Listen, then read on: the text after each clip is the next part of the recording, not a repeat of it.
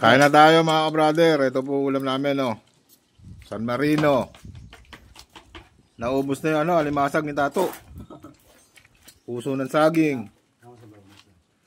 Pare, ano ulam mo? Puso ng saging, pare. Bay, ano ulam bay? San Marino, bay.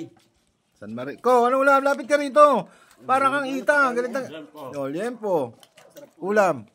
Mas marami pa yung ulam kaya sa kanin na. Ano ba yan, Tato?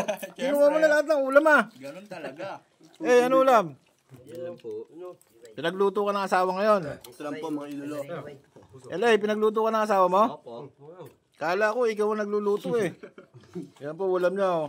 Hipon. Para tika yan ulam? Ito, hipon. Hipon. Kaya ano ulam? Torta. Tortang. Corn beef lamang po. Corn beef, wow.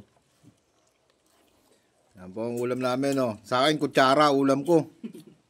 Nangingi lang ako sa kanila, wala kang pambili. May sponsor naman dyan, May ulam. sponsor naman dyan, oh. Baka naman, oh.